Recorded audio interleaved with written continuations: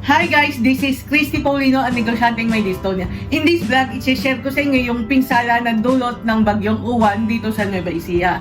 November 9, naglabas na ng forecast yung Pag-asa na signal number 4 ang Nueva Ecija dahil sa bagyong Uwan.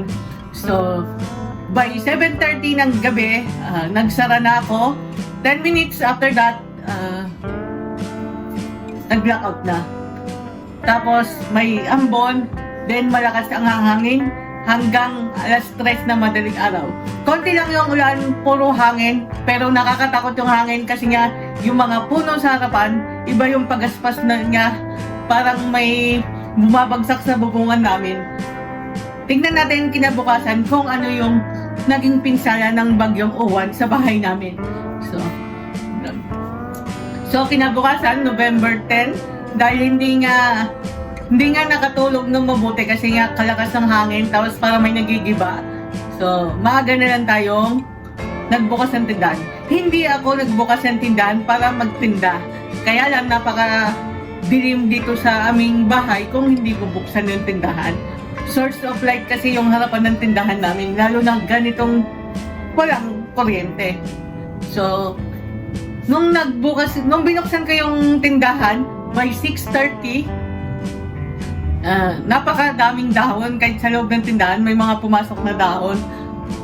Wala pa rin kuryente. Ilang araw kayang walang kuryente dito sa Muñoz dahil sa bagyo. Sanay naman na kami na walang kuryente. So, konting ulan lang dito guys, mawawalan na ng kuryente. Pero normal lang yun.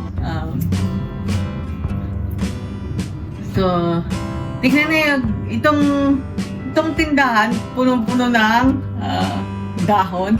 So, nakumbinsi ko din yung aking kapatid na si Polo na magwalis dito sa tindahan kahit umaambon para lumiwanag naman yung bahay kasi madami siyang madaling kalat.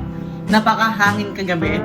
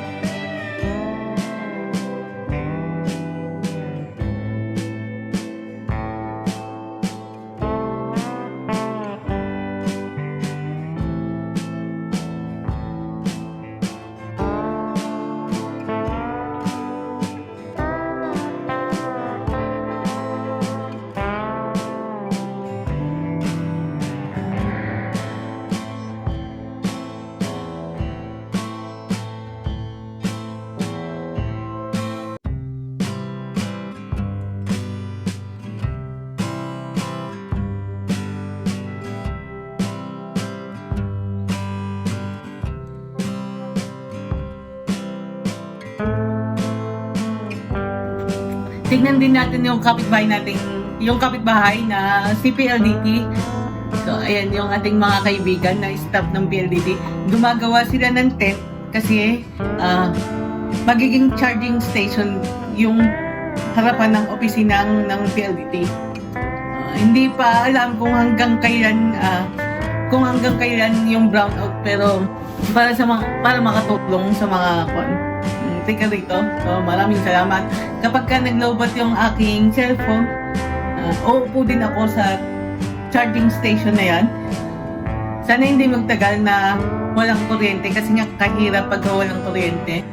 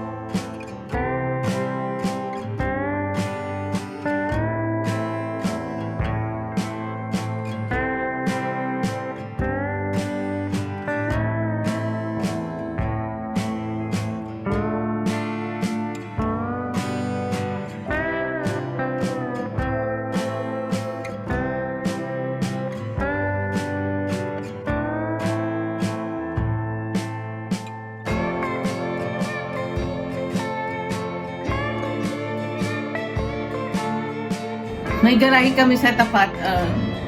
Yung ilang yero doon sa garahe sa tapat ay nagpon na siya. Lumipad.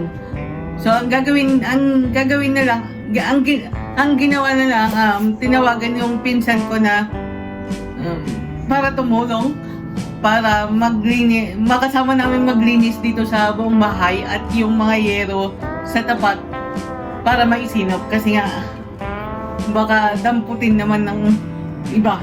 So sayang din. Papako na lang. Then dito guys sa may bandang harapan, may yung punong bumagsak, may nabagsakan siya na alulod kaya yon ay nasira. Ipapatanggal na lang ito mamaya kay kuya pag dumating.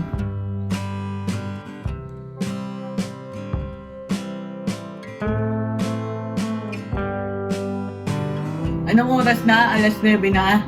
So, yun ang pan. Maglilinis muna tayo.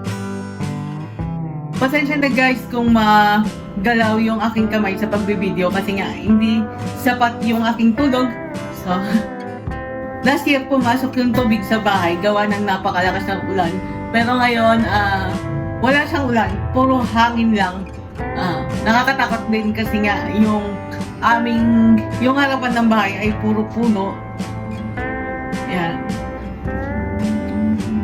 Baka bumagsak sa mismong bahay, di ba? Pero thank God hindi naman nangyari. Konting linis lang tayo, balik ulit sa dati. Tuloy pa rin ang buhay. So,